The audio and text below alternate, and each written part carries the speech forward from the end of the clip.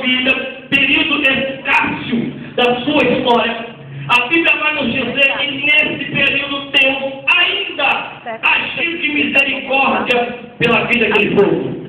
Porque a Bíblia vai nos dizer que agora, quando eles entram na terra prometida, na cidade, na terra de Canaã, a Bíblia vai nos dizer que lá eles não cumpriram o orçamento ou a vontade do Senhor, meu Deus.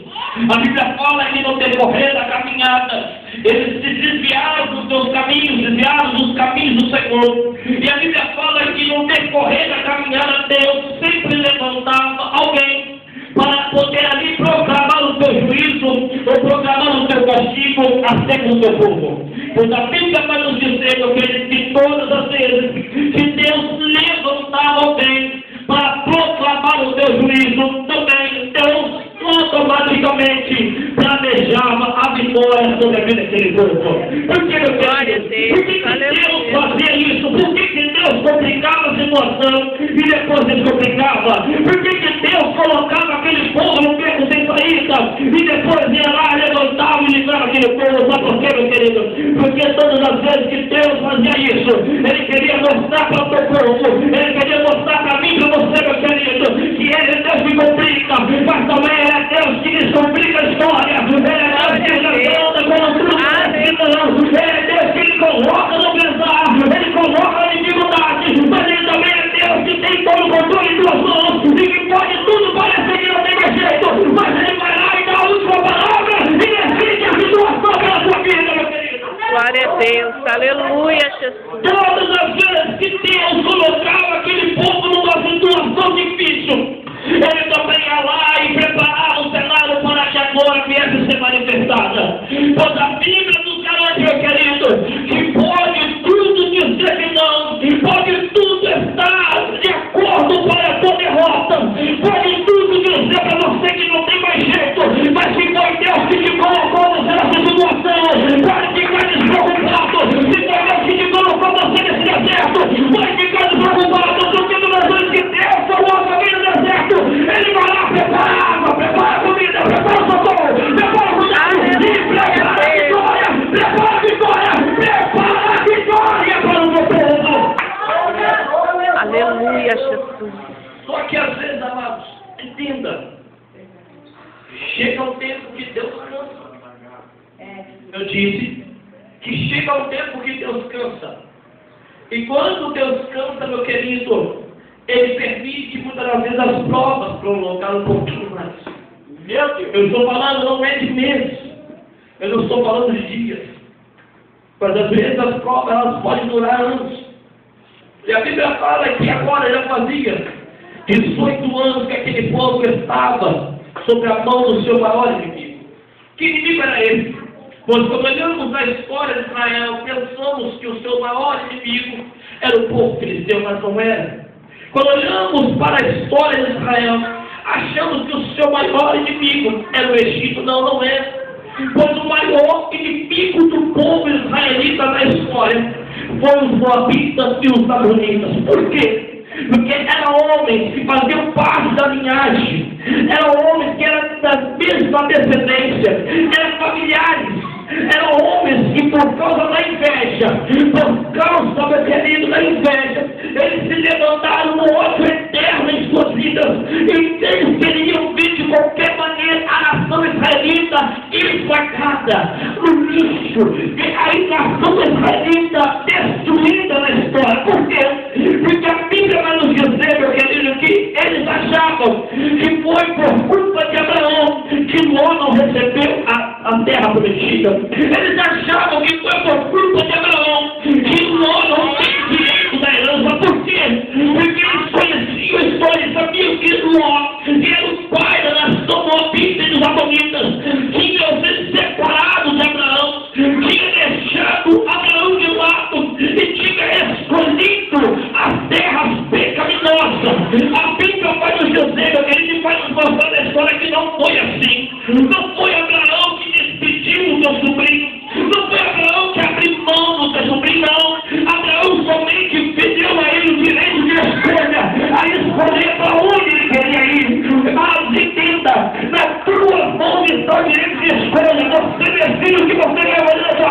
Mas a Bíblia está nos dizendo, lá no livro de Êxodo, no livro de Deuteronômio, no capítulo número 30, que o Senhor nos dá o direito de escolha sim, mas Ele diz, está ali para você porque Ele te ama. Ele declara para mim, para você, meu querido, ei, escolhe porém a vida para que viva, escolhe porém o bem para que desfrute da benignidade.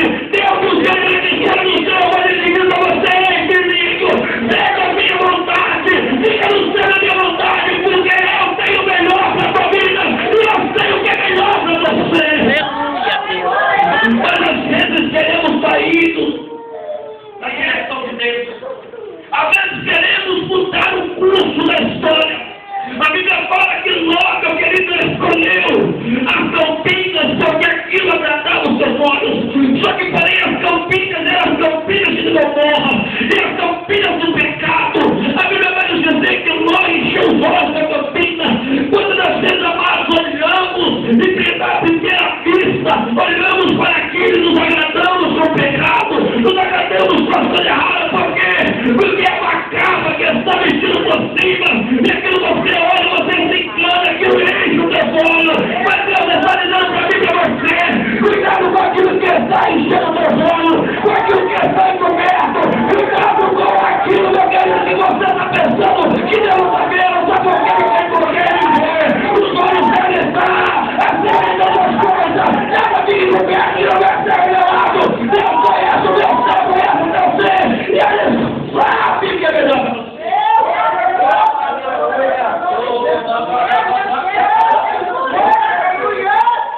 A Bíblia fala que quando Ló vai para as campinas, ele volta à sua casa. E a Bíblia fala que no decorrer da sua história, ele agora vem a gerar, e gera suas duas filhas. E a Bíblia fala que no gerar suas duas filhas, o menino cresce, se torna uma menina formosa. E quando elas vão crescendo, elas geram seu pai agora embriagado. E quando elas estão, seu pai agora embriagado, elas decidem, a mais velha decide cometer algo, aquilo que era dominável aos olhos de Deus. Ela vai e se deita com o seu pai. E quando ela se deita com o seu pai agora, ela tem uma herança, agora ela tem uma semente germinada dentro de ti. A Bíblia fala que quando agora essa semente, agora quando a semente é germinada dentro dela, ela vem aqui no irmão, ela vai lá e também contamina sua irmã mais nova, e fala a irmã mais nova para deitar com seu pai também, para que assim viesse para continuidade na herança. Veja só para você ver, meu querido, o que o inimigo ele faz com uma pessoa. Veja só o que o inimigo pode fazer com uma casa, com uma família, quando nós não temos a direção de Deus. Mas deixa eu te dizer uma coisa para você, meu querido, não pense, aleluia, cantará da súbia, e desencaminhar aquilo que Deus colocou nas suas mãos. Não pense, meu querido, em se agora jogar para o lado aquilo que Deus colocou nas suas mãos, porque entrega para Ele, entrega para Ele, entrega para Ele, entrega para Ele. Deixa Deus trabalhar para você, meu querido, porque Ele sabe. Ele sabe o valor que tem esperança. Ele sabe o valor que tem esperança. Rebeca, pega o seu Não precisa você ficar a Deus para dar continuidade na herança. Ele sabe o que é mal. A Bíblia fala que o pecado agora é cometido. E nasce. A Bíblia fala que nasce agora os dois filhos daquele homem. Os dois netos. Aleluia. E a Bíblia diz que quando nasce, agora o pecado já foi acometido, e as crianças começam a crescer. A Bíblia fala que agora Deus vem e extermina todos os moradores da terra. E a Bíblia vai nos dizer, meu querido, que quando Deus ele limita aquela cidade, Ló foge com toda a sua casa. E quando Ló foge com toda a sua casa, a Bíblia fala que a descendência começa a se desenvolver. E lá começa a se desenvolver os seus dois filhos que foi acometido pelo pecado. A Bíblia fala que os dois meninos crescem. A Bíblia fala que quando eles crescem, agora dá início à linhagem dos amonitas, dos Amon. E o nome desse homem chamava Amon. A Bíblia fala que Amon agora, Amon era um homem que deu continuidade na aliança do seu filho, do seu pai chamado Ló. E quando ele agora começa a caminhar aquela linhagem, a Bíblia fala que ele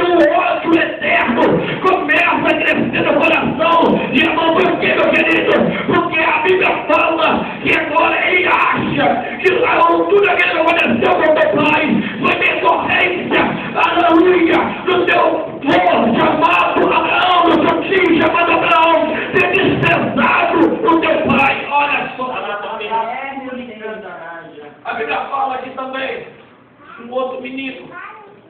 A Bíblia fala que essa também agora dá continuidade na herança. E forma agora uma tribo chamada Moabita. Moab era um homem de força, era um homem de estratégia. E a Bíblia fala que Moab, ele agora começa a ser rei sobre as suas nações. Eles formam uma aliança eterna. E nessa aliança eles têm em sua mente, em seu coração, em destruir a aliança do seu tio Abraão. Entenda. A Bíblia fala que isso acontece por causa de decorrência do pecado de Israel. Por causa da decorrência de Israel ter deixado a caminhada de Deus, ter deixado os passos do Senhor. A Bíblia fala que Deus ressuscita os seus inimigos. E agora permite que os seus inimigos venham a julgar a Israel. E a Bíblia fala que 18 anos Israel ficou sob o poder de Moab e de Amon. A Bíblia fala que sobre 18 anos eles viveram debaixo de chicote, debaixo de açoite, debaixo da humilhação e da opressão maligna. Entenda, mas entenda uma coisa, eu quero dizer uma coisa para você, meu querido, nessa noite, para você poder glorificar a Deus com a sua boquinha linda nessa noite. Entenda uma coisinha, você pode estar passando pela prova, você pode estar passando pela luta, mas nada permanece na sua vida, você é a glória de Deus, meu querido. Nada permanece na sua vida, ao seu baixinho, aquele que te criou, aquele que te formou, eu te digo para você, declaro, quando você tem convicção, que até a sua prova, até a sua luta, ela tem o tempo determinado pelo Deus de Israel.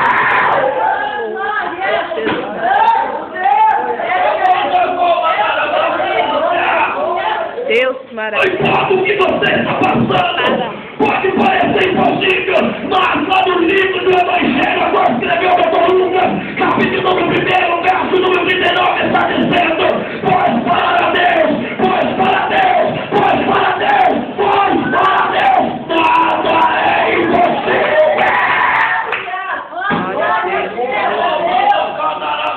impossível. Para Deus nada é impossível. Nada é impossível. Mas deixa eu resumir a história para você.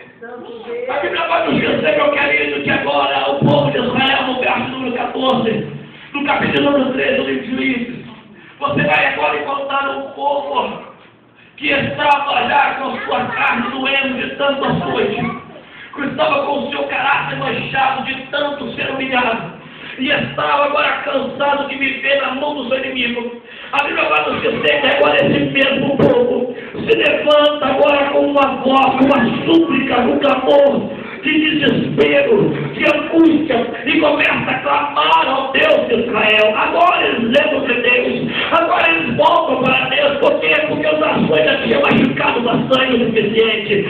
Infelizmente é assim.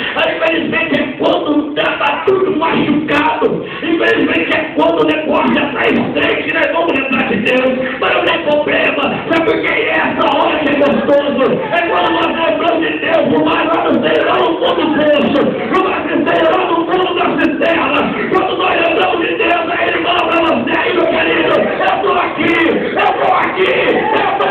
pode clamar, porque eu respondo o teu clamor.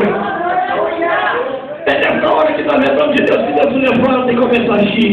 A Bíblia fala que Deus agora o céu escuta o clamor daquele povo. Deus lembra da promessa. Deus lembra do teu povo. E a Bíblia fala que Deus se levanta do trono, meu querido, e começa a agir. A voz da mamona daquele povo. Eu já posso ver. Mas eu quero andar na oração. Eu já posso ver Deus começando a trabalhar comigo aqui, pastor. Eu já posso ver Deus se levantando aqui no ponto.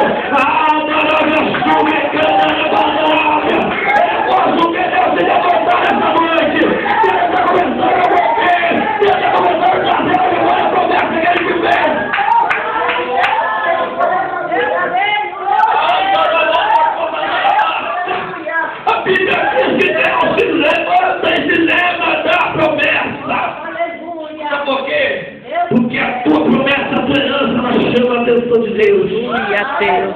Grande Deus. Deixa eu dizer para você com mais forte, com mais clareza para você. A sua herança, a sua promessa, aquilo que Deus te prometeu, Ele tem o poder de mudar o rumo da sua história, querido. A Bíblia vai nos dizer que quando Agar estava no deserto e achava que não tinha mais jeito, a Bíblia fala que o choro da herança, o choro do menino, fez a mão de Deus mudar o curso da história. Deus tremendo, aleluia. O choro do menino fez a mão de Deus mudar o curso da história. O choro da esperança chama a atenção de Deus. Aleluia, Pai. O choro da tua herança, o clamor da tua casa, o clamor do seu joelho desesperado chama a atenção de Deus, meu querido. Aleluia, meu Deus, Jesus.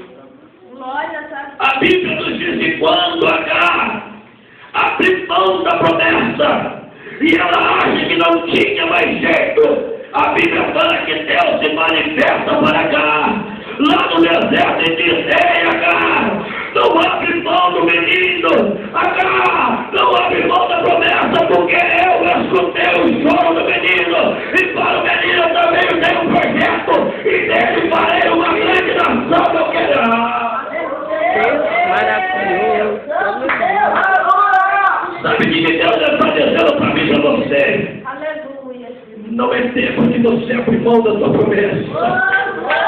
Os dias são maus, os dias são difíceis, os dias estão tenebrosos, mas ainda não é tempo de você abrir mão da promessa. Por quê? Porque na sua promessa, Deus irá fazer uma grande nação. Na sua promessa, Deus irá impactar uma grande nação. Só quem acredita nisso, eu estou profetizando. Levanta a tua mão para cima e faz barulho de glória aí, meu querido.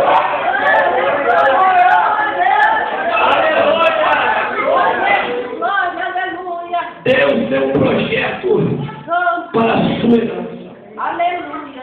A Bíblia fala que Deus se levanta. E agora Ele levanta um libertador. Disse: Deus levanta um libertador. Aleluia.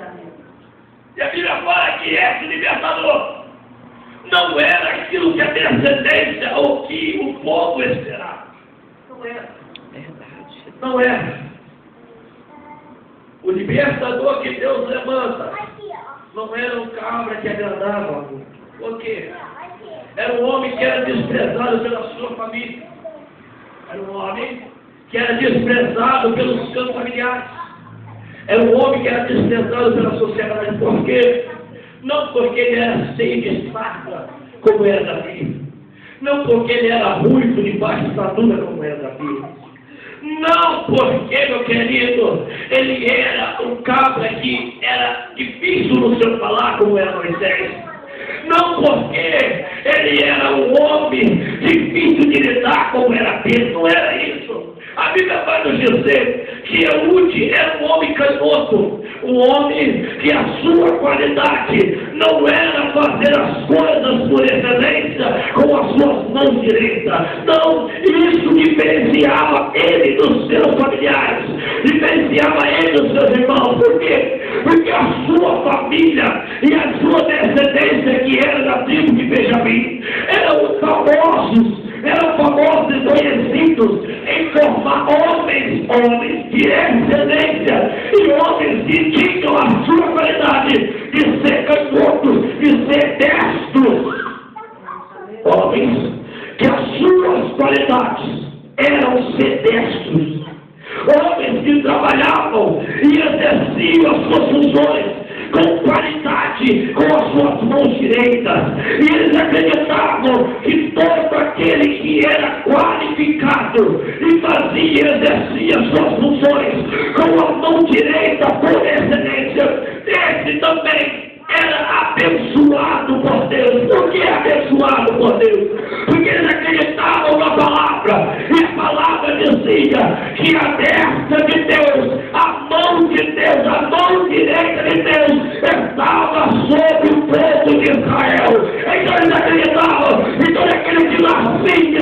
uma bênção de Deus sobre as suas mãos direitas e ela poderia exercer as coisas com qualidade e excelência. Esse era abençoado. Glória a Deus. Entenda, esse homem sofria um grande preconceito, porque além de ele não ser destro, ele se canhoto. A Bíblia fala que todos olhavam para ele e falavam: esse aí é amaldiçoado. Esse aí não é abençoado por Deus. Por quê? Porque ele é canhoto. Ele não consegue guerrear com uma espada porque ele é canhoto. Ele não consegue pegar uma enxada e trabalhar com ela porque ele é canhoto. Ele não consegue arar a terra direito porque ele é canhoto. Ele não é direito. Então ele era desprezado. Para nada ele prestava. Mas entenda, eu louvo a Deus, sabe por quê? Porque Deus pega as coisas loucas desse mundo para confundir a sábia. Deus pega o lixo e transforma no luxo para que a glória de Deus venha a ser manifestada. Aleluia, Jesus. Deus pega aquilo que o mundo despreza e coloca o seu valor. Glória a Deus. A Aleluia. Bíblia nos diz que agora Deus levanta Eude. Sabe por quê? Porque Deus é especialista em confundir o ser humano. Deus, ele é especialista em fazer coisas que na sua ótica humana não tem lógica, mas para Deus tem a lógica divina. Sabe por quê? Porque Deus, ele sempre vai na contramão humana. Deus, ele sempre vai na contramão da realidade humana. Então, aqueles de porventura está aparecendo que não tem jeito para glorificar. De porventura está aparecendo que não vai dar nada para glorificar. Porque para Deus tem valor, para Deus tem valor, para Deus tem valor. Aquela macumbeira tem valor, aquele traficante tem valor. Glória a Deus. Aleluia, Jesus. Abandonava súbia. Ei! Para Deus tem valor. Mas quando nós olhamos na primeira visão, olhamos e desprezamos. Na primeira visão, olhamos e jogamos de lado. Na primeira visão, olhamos porque o cabra não é bonitinho, ou porque o cabra não sabe falar direito, ou porque o cabra não sabe se apresentar bem. Olhamos e deixamos de lado, falando que não tem promessa, falando que Deus nos chamou, mas ei, quem somos eu e você, meu querido, para julgar se tem valor ou não? Quem somos eu e você, meu querido, para dizer que tem estatura, tem posição ou não, meu querido? Pode para você dizer que não tem jeito, mas para Deus ele tem valor sim, e Deus é aquele que abate e levanta quem ele quer.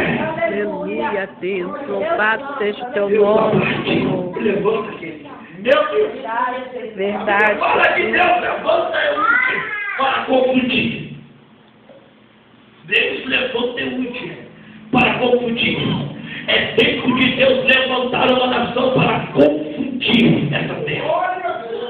É tempo de Deus levantar a igreja para confundir a ótica humana.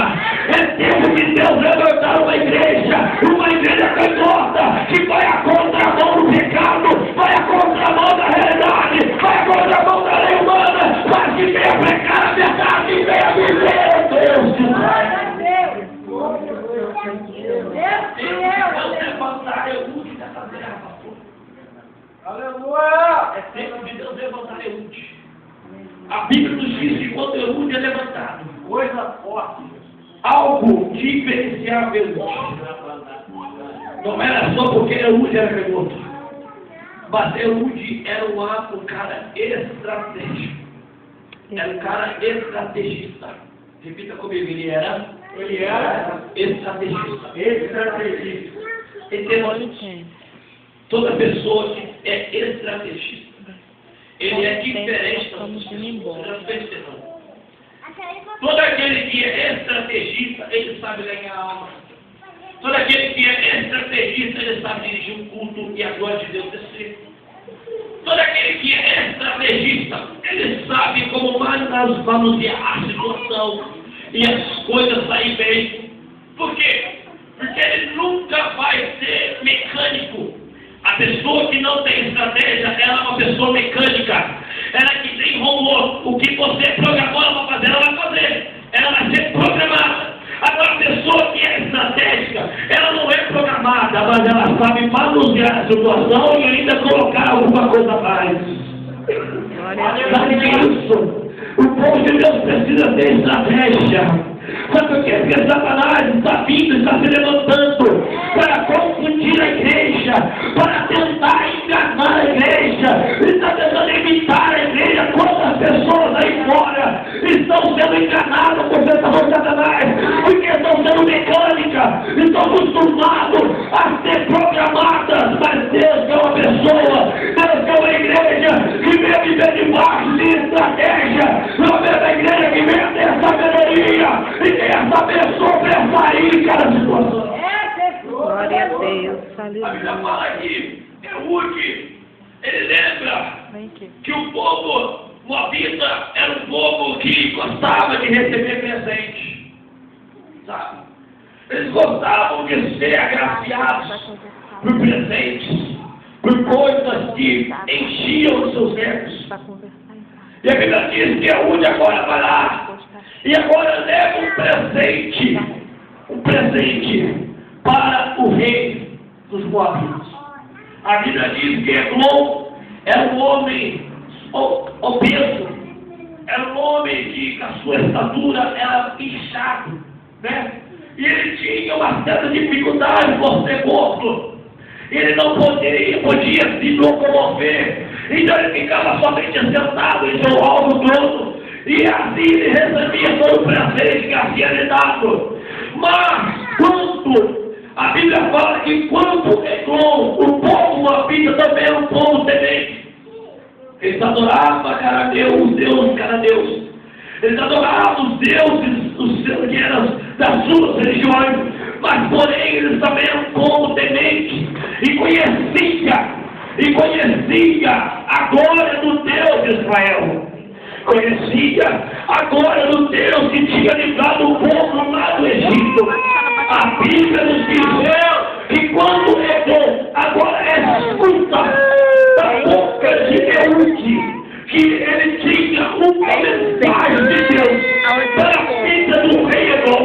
A Bíblia fala que Eglon agora se levanta com a sua dificuldade. Ele se levanta do seu trono com a sua dificuldade. E fica de pé, por quê? Porque ele sabia e entendia que ao Deus de Israel ele tinha por obrigação de reverenciar esse Deus de pé. Só que ele tinha uma estratégia. Em sua casa ele tinha feito uma espada de aproximadamente 45 centímetros, que era um cômodo. E a Bíblia fala que essa espada ele colocou na sua coxa direita, mas entenda, porque na coxa direita, porque todo aquele que era destro, era direita, quando eles sacavam a espada, eles sacavam da coxa esquerda. Entenda? Eles sacavam da coxa esquerda. Então os soldados estavam acostumados a olhar e visualizar sobre a coxa esquerda. Quando olharam o Eude, falaram: esse aí não tem perigo algum. Eita Deus! Você está começando a entender o mistério. Olharam para Eude e disseram: esse aí é mais um. Esse aí é mais um que veio para casa de luto. Esse aí é mais um coitadinho que veio trazer presente para o nosso rei. Esse cara passar, esse aí não traz perigo. Precisa de gravar para mim, por favor. Esse aí não traz perigo. Quantos olham para você, meu querido? E fala que você não traz perigo algum. Quantos olham para você e desprezam a tua imagem, a sua semelhança, desprezam você, porque olha para você e acha você como coitadinho, olha para você e julga você como mais uma sociedade, mas não sabe o que Deus te fez você com estratégia. Deus colocou você a sabedoria do alto, Deus te chamou para ser por cabeça e não por ser por causa. A Bíblia nos diz que quando Eude chegou até a presença do rei, a espada estava do lado direito, porque ele era canhoto. Ele não podia sacar com a mão direita, porque ele não era dessa, ele era canhoto. Então a Bíblia fala que a espada estava escondida. E quando ele chega na presença do rei, que ele agora fala: Rei Eglon, vive o Senhor. E eu tenho uma mensagem de Deus, o Deus de Israel, para a tua vida. Ele levanta. Quando ele levanta, a Bíblia nos diz que Eude fez uma espada de 2 filhos. A espada de 2 filhos, a Bíblia diz que a palavra de Deus é mais penetrante do que uma espada de 2 gumes. A espada que Eude fez era de 2 filhos. Ela cortava dos 2 lados. Então, quando penetrasse a espada, o corte não seria somente um, mas seria também para cima. E a Bíblia fala que quando Eude penetrou a espada em Eglon, a Bíblia fala que a espada subiu dentro da barriga de Eglon.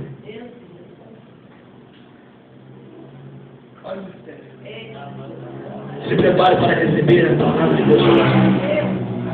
Eu tenho uma palavra profética para você. Espada. Quando eu abro a minha Bíblia, no livro, na carta de Paulo aos Efésios, capítulo número 6, a Bíblia vai nos dizer que Paulo, escrevendo à igreja de Éfeso, ele observando o soldado da sua cadeia. A Bíblia fala que ele escreve no capítulo número 6, e no capítulo número 6, verso número 10 e diante, Paulo ele faz uma declaração dizendo: olha, revestidos de toda a armadura de Deus, para que possais estar firme contra a astuta cilada do diabo. No verso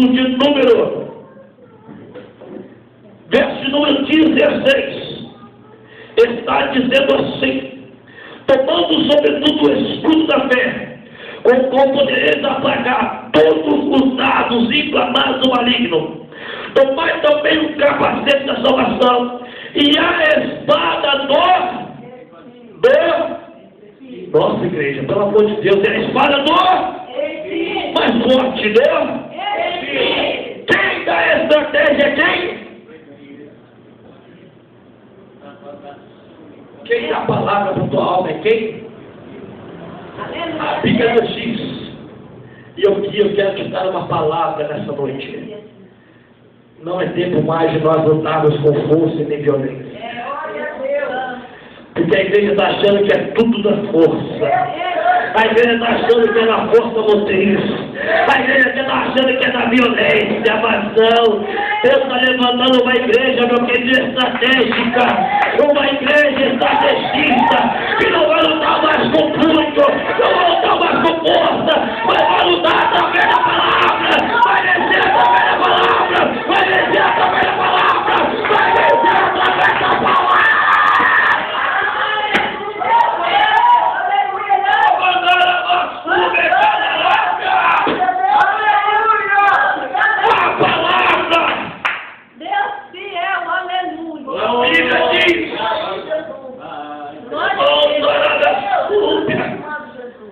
E a espada do Espírito, que é a palavra de Deus. Deus está te chamando nessa noite, está dizendo para você: ei, abaixa a guarda. Ei, para de querer fazer do seu jeito.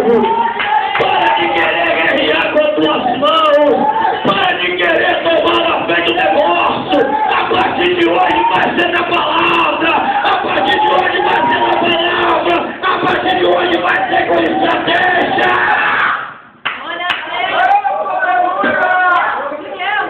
Vai ser com estratégia e com palavra.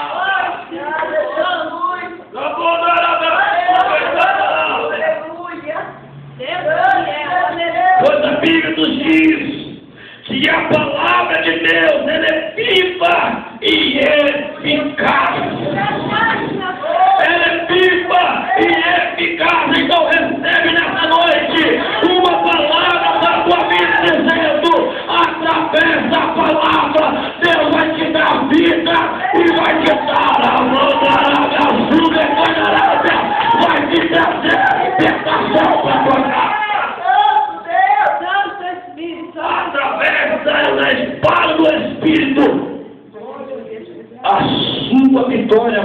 chegar. Somente quem acredita nisso, levanta a tua mão para cima aí, meu querido. Levanta a tua mão para cima aí, meu querido. E glorifica o Deus de Israel, porque a palavra está movendo a mão de Deus na tua vida hoje.